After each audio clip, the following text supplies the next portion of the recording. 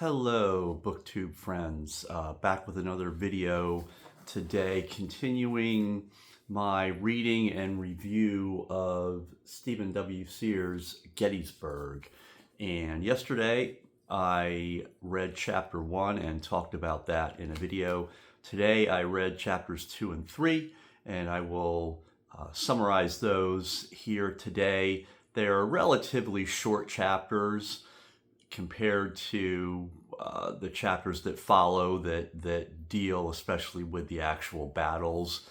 Chapters 2 and 3 are still dealing with events and developments that precede the actual battles at Gettysburg. Chapter 2 is a review of the Union Army situation after the Chancellorsville debacle, and much like the Confederate Army from the discussion of chapter 1, here in chapter 2 Lincoln is trying to determine now, after the Chancellorsville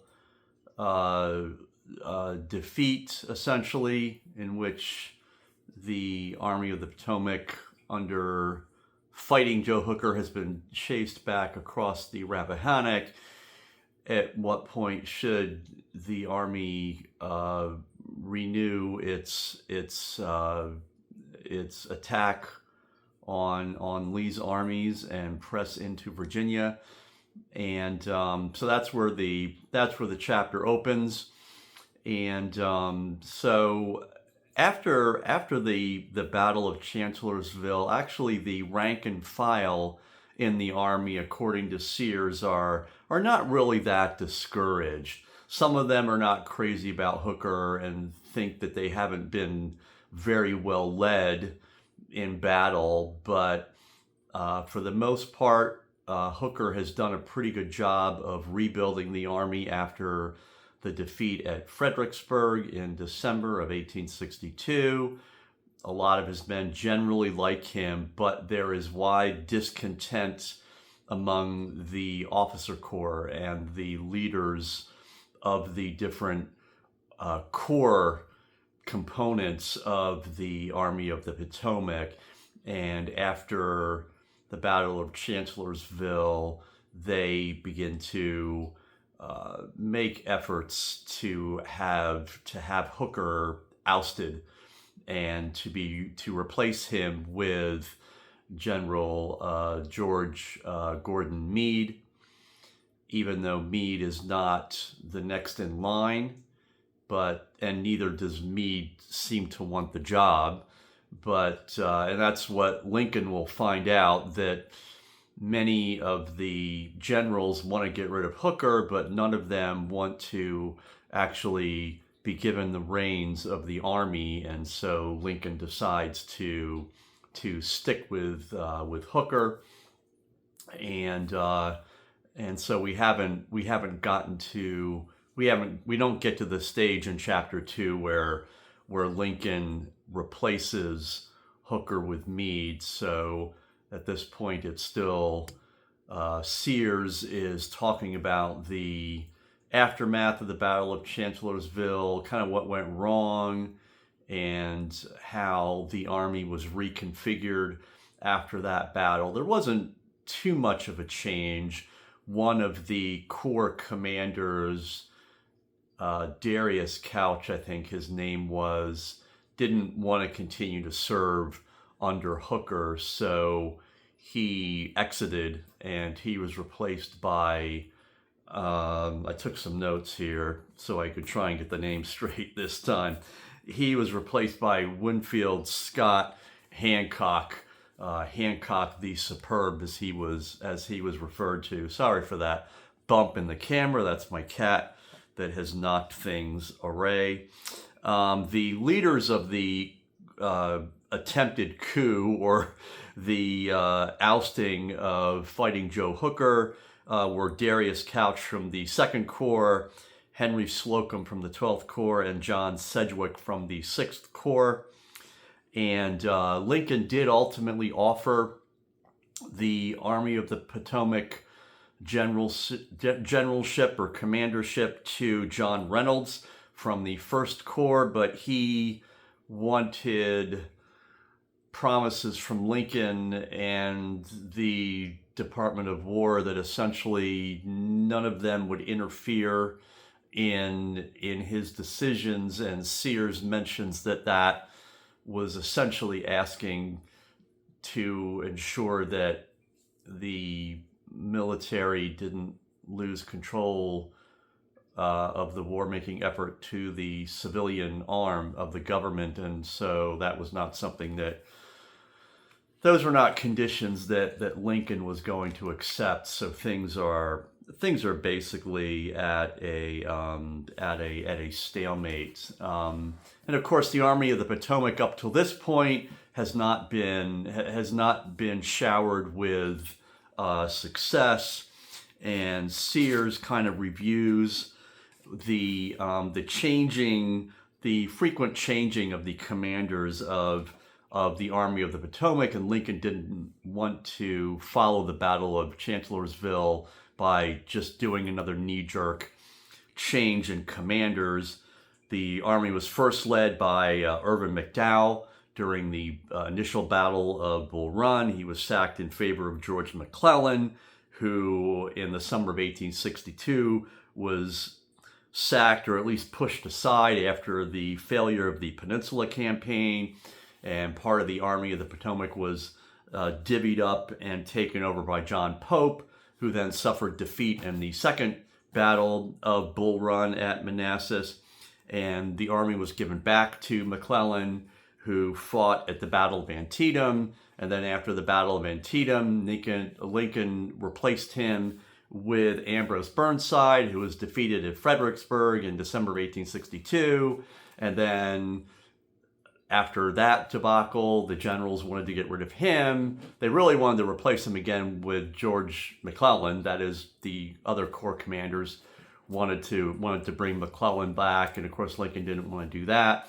And so one of the conspirators to get rid of Ambrose Burnside was actually fighting Joe Hooker, and so that was who Lincoln replaced Burnside with, and so Lincoln didn't want to just replace Hooker after the one defeat, and that's where Lincoln was quoted by John Reynolds as saying that Lincoln would in continuing to go with Joe Hooker, said that he was not disposed to throw away a gun because it misfired once, that he would pick the lock and try it again.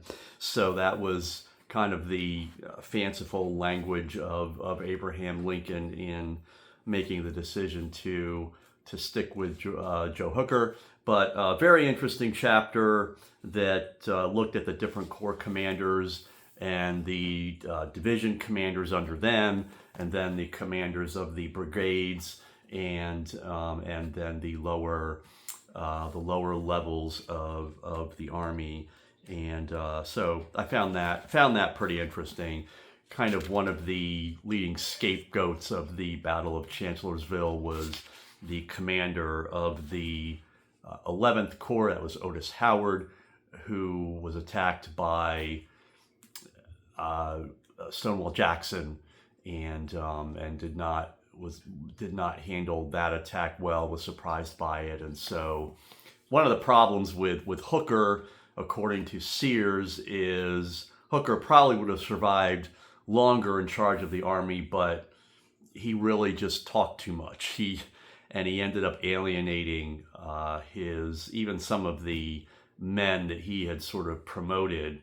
He publicly attacked them after the battle, and like many generals do, attempted to shift blame for the responsibility of the failure of the Army of the Potomac. So that was where chapter 2 ended, with the high command and turmoil, that being about the Army of the Potomac.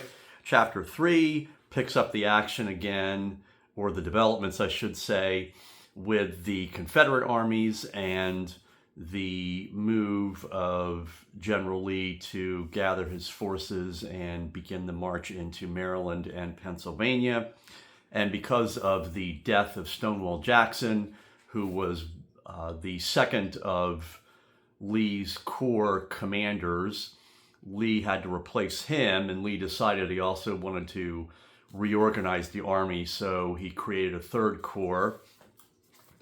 And so he replaced Stonewall Jackson with Richard Ewell, and added in the third corps, the commander of that was Ambrose Powell Hill, or A.P. Hill as he is known. And the interesting takeaway from this chapter is that Sears tells us that prior to Chancellorsville, actually, Lee had responded to developments on the North Carolina coast and had sent down 4 different brigades that were led by key commanders of those brigades. Their names were Ransom, Cook, Coursey, and Jenkins. And Sears says that Lee attempted to retrieve those brigades, and he could have done so, but he didn't press hard enough. He allowed General Hill, Harvey Hill, to maintain control of those brigades, and so Sears suggests that was a key development in Lee's preparation, and a key cause, or certainly a contributing factor, a weakening of what the Confederate Army would have been in Pennsylvania if it had 4 of these generals. Again, their names were Robert Ransom, John R. Cook. They had been sent to North Carolina in January, and Montgomery Corse and Micah Jenkins, and those were the brigades that were attached to Pickett's division. And Pickett, after his charge at Gettysburg, would realize that the Army would have done better with those brigades.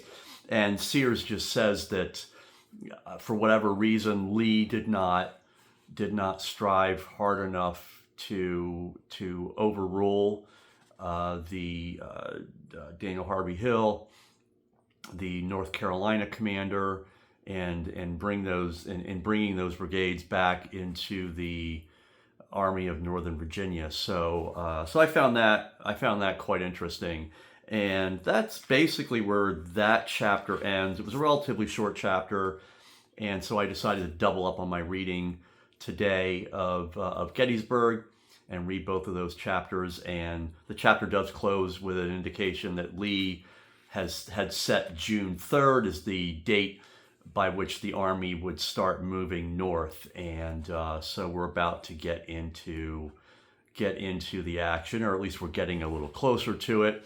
Still haven't had final developments in the Army of the Potomac, where Gordon Meade takes over. So we'll see if that takes place in the next couple of chapters. Anyway, thanks for watching, and again, let me know in the comments if you have read this book, Gettysburg by Stephen W. Sears, or if you've read any other book on Gettysburg and what you're doing in terms of your reading, be it military reading or otherwise, during this time as summer begins. Anyway, thanks for watching again, and I will have another video for you soon. Thanks. Bye-bye.